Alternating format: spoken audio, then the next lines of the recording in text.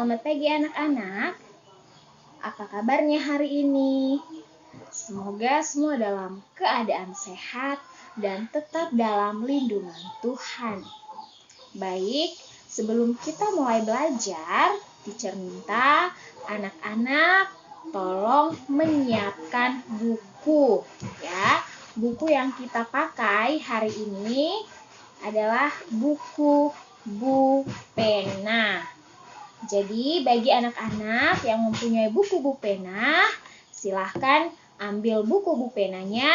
Dan bagi anak-anak yang belum mempunyai buku pena, boleh mengambil buku lain atau sumber referensi lain yang materinya sama seperti yang kita bahas hari ini.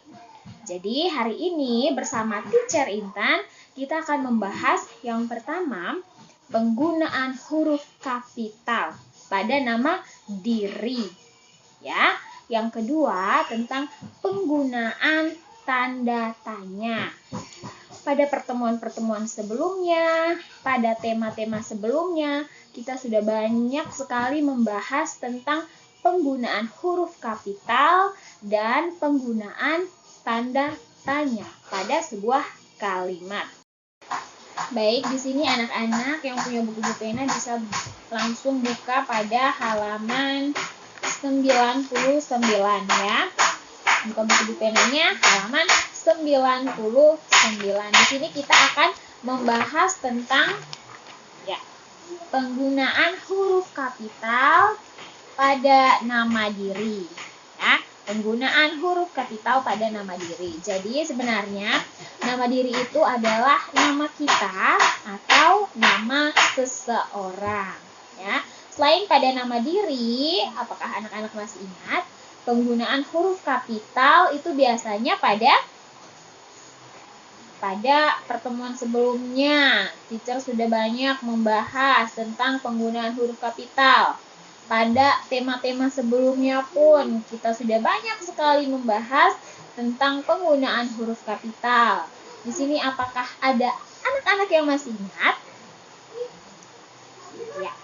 Penggunaan huruf kapital selain pada nama diri ya atau nama kita atau nama seseorang, huruf kapital juga biasanya berada pada pada awal kalimat. Ya. Jadi pada awal kalimat kita gunakan huruf kapital. Pada nama diri atau nama kita atau nama seseorang, kita gunakan huruf kapital. Kemudian ada yang tahu? Ya. Pada kata ganti Tuhan, ya kita gunakan huruf kapital juga. Pada nama apa lagi? Ayo. Adakah yang masih ingat? Very good. Pada nama negara, pada nama tempat, pada nama bulan, pada nama hari, pada nama suku, ya kita gunakan huruf kapital. Di sini contohnya pada penggunaan nama diri, teacher sudah menuliskan beberapa nama ya. Anak-anak bisa perhatikan. Ada yang namanya Rika. Ya, huruf R pada awal nama kita gunakan huruf kapital. Kemudian ada yang namanya Alfred. Ya, huruf A ini pada awal nama kita gunakan huruf kapital. Kemudian di sini ada yang namanya, yang terakhir ada Lani, ya Lani.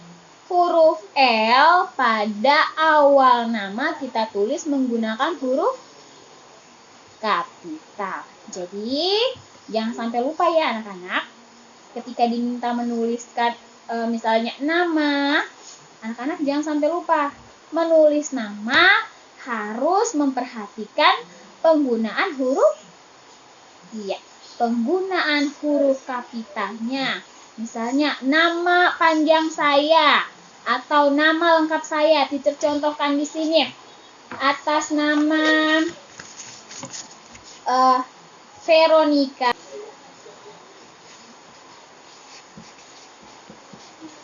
Ika Ici. Nah,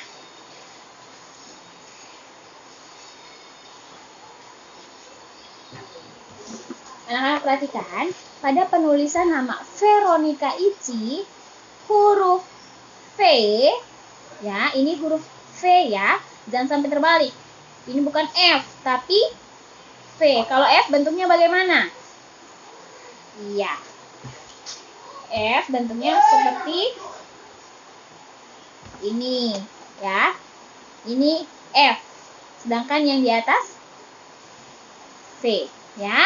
Huruf V pada nama Veronica Ici, awalnya huruf V kita tulis menggunakan huruf kapital, dan Ici di depan kita tulis menggunakan huruf kapital. Kemudian misalnya nama saya Beni, ya. Beni, huruf mana ya yang kita beri huruf kapital? Huruf, iya, awal nama huruf B. Jadi B ni, ya. Beni, ya. Huruf B pada awal nama kita gunakan huruf kapital. Kemudian anak-anak juga bisa membuka buku pada halaman 119, ya. Ayo, halaman 119. Oke, kalau sudah, di situ ada penggunaan huruf kapital pada nama diri. Di sini kita bahas sama-sama ya. Masih mengenai atau masih seputar penggunaan huruf kapital pada nama diri. Nah, di sini anak-anak bisa lihat ada kartu identitas atau kartu pelajar, ya. Ada NISN, ada nama, ada tempat, ada tanggal lahir, ada alamat, ya. Coba anak-anak lihat di situ. Penulisan NISN, ya. Jadi bahasanya NISN, ya, bukan NISN, tapi NISN. Mengapa NISN ini ditulis menggunakan huruf kapital semua? Kenapa kita tulis menggunakan huruf kapital? Ada yang tahu? Iya. Jadi, mengapa NISN ini semuanya kita tulis menggunakan huruf kapital? Karena ini adalah singkatan, ya. N ini sendiri artinya nomor. I ini artinya induk. S artinya siswa. N lagi yang terakhir nasional. Jadi disambung nomor, induk, siswa, nasional. Maka disingkat NISN.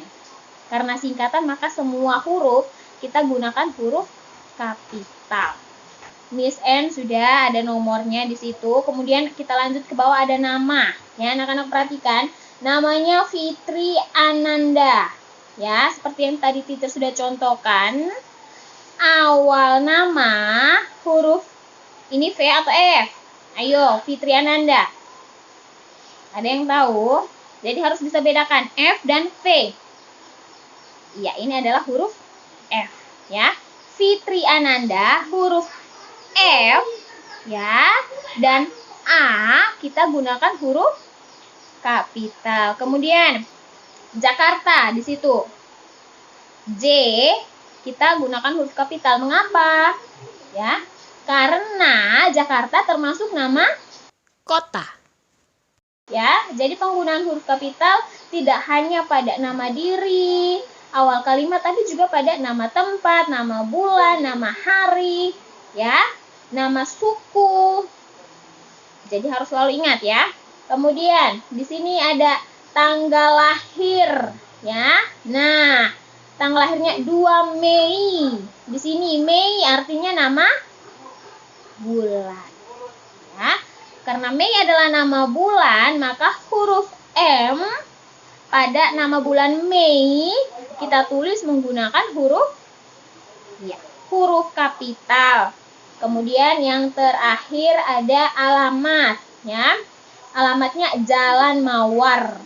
Ya, Jadi Jalan Mawar ini juga termasuk nama tempat.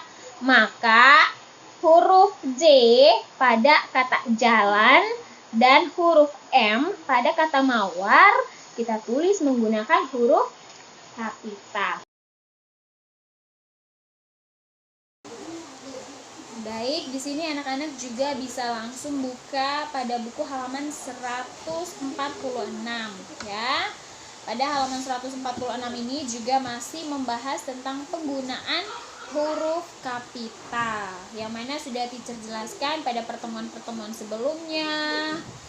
Tadi di awal juga teacher sudah jelaskan mengenai penggunaan huruf kapital. Di sini pada halaman 146 kita dapat mengupas lebih lanjut lagi mengenai penggunaan huruf kapital ini. Baik, yang pertama di situ kita lihat penggunaan huruf kapital digunakan pada awal nama diri ya, atau awal nama. Misalnya dalam buku contoh ini di sini ada nama Jonas ya. Jonas, huruf J pada awal nama Jonas kita tulis menggunakan huruf kapital ya. Kemudian yang kedua, huruf kapital juga digunakan pada awal kalimat. Nah, anak-anak lihat contoh yang ada dalam buku. Di situ Bu Guru berkata ya.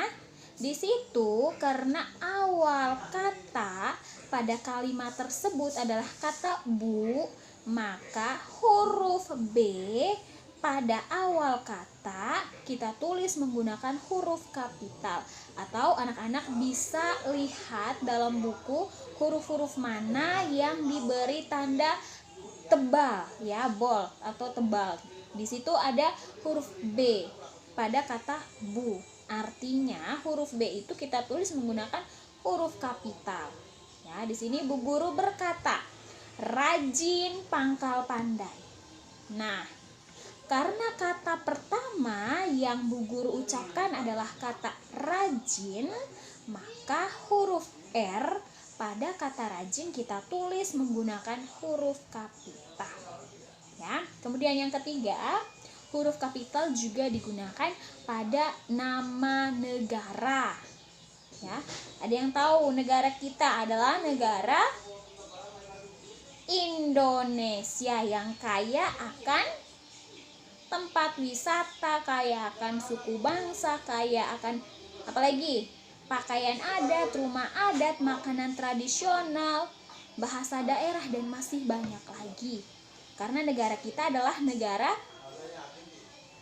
kepulauan.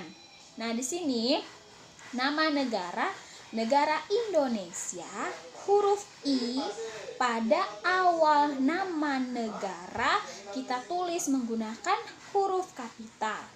Atau contoh lain, nama suku Asmat, apalagi di sini suku Dani ya. Suku Asmat dan suku Dani berasal dari, ada yang tahu? Kita sudah pernah membahas tentang nama-nama suku bangsa pada subtema sebelumnya. Berasal dari dari Papua. Kemudian di sini ada yang namanya tari kecak. Ada yang tahu tari kecak berasal dari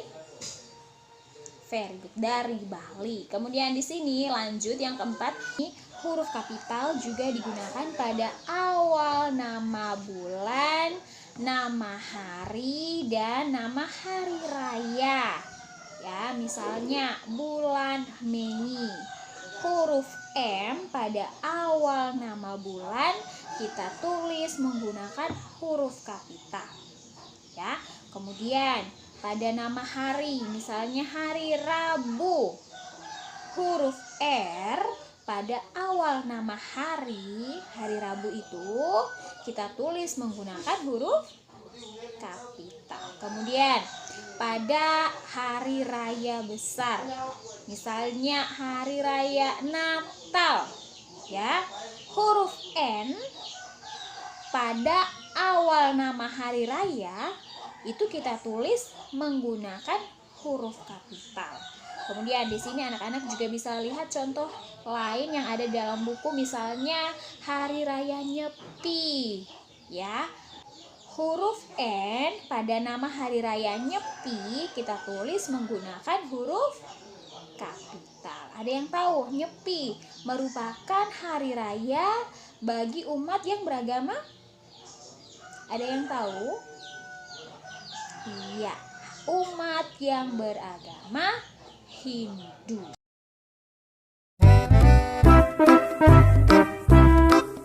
Kalimat tanya adalah kalimat yang dibuat menggunakan kata tanya. Kata tanya dalam bahasa Indonesia biasanya diawali dengan kata apa, di mana, kapan, siapa, mengapa, dan bagaimana. Atau yang sering kita singkat atau kita sebut dengan adik Simba. Saat ingin membuat kalimat tanya, kita harus memberi tanda tanya pada akhir kalimat tersebut. Kalimat tanya juga dapat dibuat dengan menambahkan partikel kah pada suatu kata. Contoh, siapakah namamu? Pada kata tanya siapa, kita sudah menambahkan partikel kah sehingga menjadi siapakah. Siapakah ini menanyakan tentang seseorang.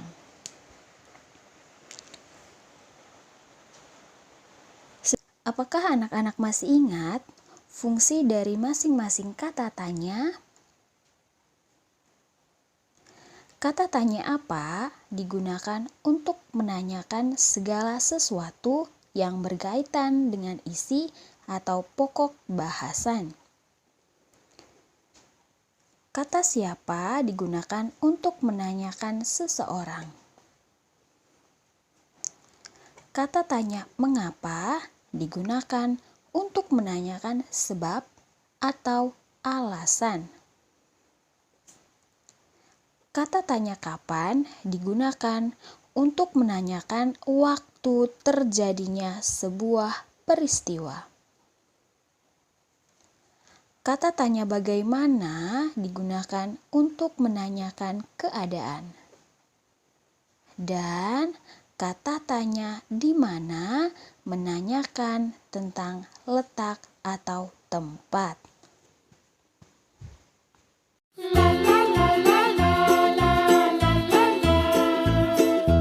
Halo anak-anakku, jumpa lagi bersama Teacher Ani di dalam kegiatan pembelajaran hari ini dengan kegiatan yang sama, yaitu belajar melalui kegiatan bernyanyi. Sebelum kita belajar hari ini, bersama Teacher kita ingat kembali materi yang lalu. Begitu luar biasa usaha kalian bernyanyi dengan iringan musik, tepukan tangan, langkah kaki yang tegas dan pasti. Apa yang kita pelajari pada waktu itu? Siapa masih ingat? Ya, betul. Kita belajar tentang tekanan kuat dan tekanan lemah. Kapan kita merasakan tekanan kuat dalam bernyanyi? Lagi-lagi siapa masih ingat? Ya, betul. Kita merasakan tekanan kuat pada ketukan atau hitungan pertama untuk tiap birama. Pada ketukan atau hitungan pertama, dalam lagu yang kita sudah nyanyikan kali lalu, siapa masih ingat lagu apa itu? Iya, lagu Kasih Ibu. Dalam lagu Kasih Ibu, yang berpola 2 ketuk tiap birama, kita sudah mempraktekkan tekanan kuat dan tekanan lemah. Tekanan kuat pada hitungan atau ketukan pertama dan tekanan lemah pada hitungan atau ketukan yang kedua. Sebelum kita melanjutkan materi hari ini, kita bersama-sama menyanyikan lagu Kasih Ibu sambil membuat hitungan kuat kuat, lemah, kuat, lemah. Kita membuat ketukan kuat dan ketukan lemah dalam lagu Kasih Ibu. Kita mulai. Lagu Kasih Ibu dimulai pada ketukan atau hitungan pertama. Oleh karena itu, kita lebih dahulu membuat tekanan kuat melalui tepuk tangan yang kuat. Secara bergantian, kuat, lemah, dan seterusnya sampai lagu selesai. Kita mulai. Kasih Ibu. Mulai. Kasih Ibu kepada beta tak terhingga sepanjang masa, hanya memberi tak harap kembali, bagai sang surya menyinari dunia. Tepuk tangan untuk kita semua. Nah, anak-anak, selanjutnya kita akan belajar tentang panjang pendeknya nada. Dalam bernyanyi, ada nada yang dinyanyikan panjang, ada pula nada yang dinyanyikan pendek. Atau dalam bermain musik, ada nada yang dibunyikan panjang, ada nada pula yang dibunyikan pendek. Panjang atau pendeknya nada sangat tergantung pada ketukan atau hitungan. Ketukan atau hitungan dapat kita praktekkan melalui gerakan tangan. Ini yang perlu diingat. Satu ketukan sama dengan 2 gerakan. Satu ketukan sama dengan 2 gerakan. Gerakan itu dapat kita praktekkan menggunakan tangan kita. Nah, coba sekarang semua posisi tangan seperti teacher. Kita akan mempraktekkan satu ketukan atau 2 gerakan. Ini, gerakan pertama kita ayunkan tangan ke bawah. Gerakan kedua kita ayunkan tangan ke atas. 1, 2. Gerakan pertama, gerakan kedua, gerakan pertama, gerakan kedua. Nah, selama 2 gerakan yang kita lakukan ini, kalau kita bernyanyi, harganya atau nilainya 1 ketuk. Teacher kasih contoh dalam nada. Misalnya nada do. Nada do yang nilainya 1 ketuk dapat kita nyanyikan selama kita membuat 2 gerakan itu. Ini. Do. Ayo, semua posisi tangan mengikuti teacher. Do. 2 gerakan ya untuk 1 ketukan. Do. Do. Do. Atau nada mi. Nada mi yang kita nyanyikan selama 1 ketuk dapat kita ukur dengan gerakan tangan kita. 2 gerakan. Coba. Mi. Semua pada posisi tangan seperti teacher ya untuk mempraktekkan. Mi. Mi. Mi. Mi. Itu kalau kita menggunakan suara kita. Begitu pula menggunakan alat musik. Membunyikan suatu nada, entah nada panjang atau nada pendek, dapat kita ukur menggunakan gerakan tangan kita. Ingat tadi, 1 ketukan terdiri dari 2 gerakan. Sekarang teacher akan membunyikan nada do dan nada mi menggunakan alat musik pianista. Ayo, semua posisi tangan di atas sambil membuat gerakan tangan ke bawah dan ke atas untuk memastikan panjang nada mi menggunakan pianika.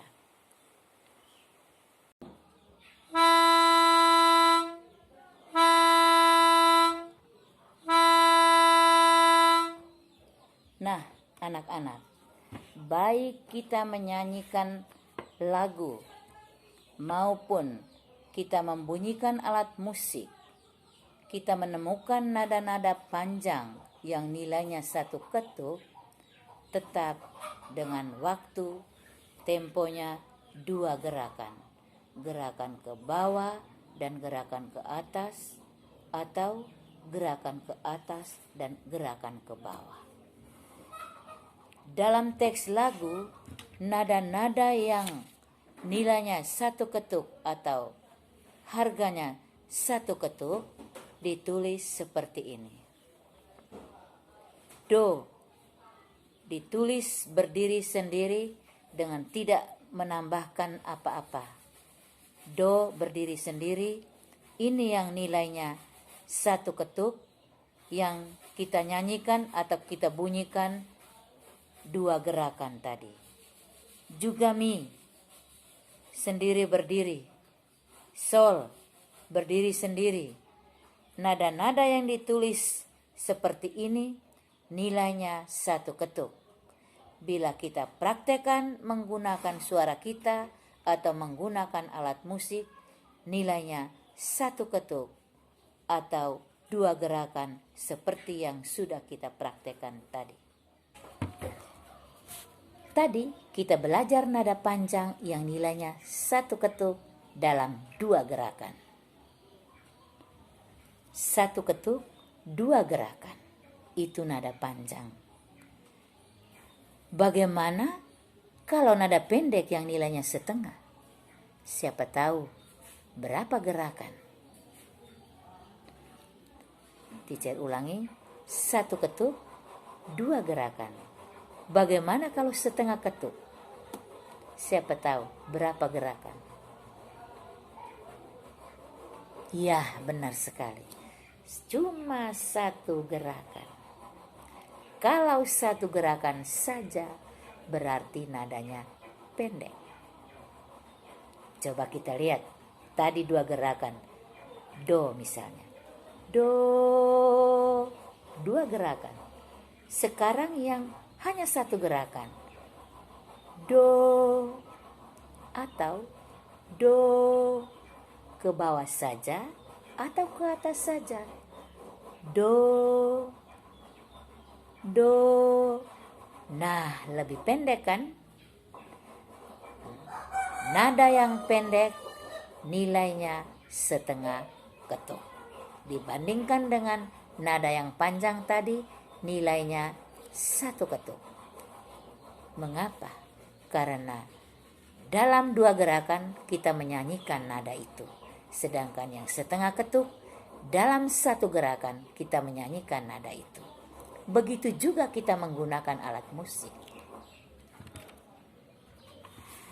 Dalam 2 gerakan kita membunyikan 1 ketukan. Sedangkan dalam 1 gerakan kita membunyikan 1/2 ketuk.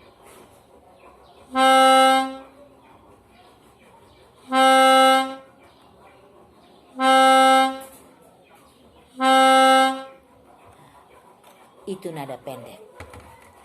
Kalau dalam menuliskan lagu atau dalam teks lagu ditulis seperti ini. Di atas nada-nada yang nilainya 1/2 ketuk ada sebuah garis yang disebut garis nilai. Disebut apa? Garis nilai. Ada berapa garis nilai? Iya, 1 garis nilai. Karena hanya 1 garis, maka disebut garis nilai tunggal. 1 garis nilai atau garis nilai tunggal. Ini mau menunjukkan bahwa nada yang ada di bawah 1 garis nilai ini adalah nada pendek yang nilai atau harganya hanya 1/2 ketuk. Kalau kita praktekkan melalui suara kita atau kita praktekkan melalui alat musik, hanya satu gerakan kita membunyikan nada-nada ini. Do, mi, re, fo. Do, mi, re, fo. Itu. Jadi itu kita bisa merasakan bedanya nada yang panjang dan nada yang pendek.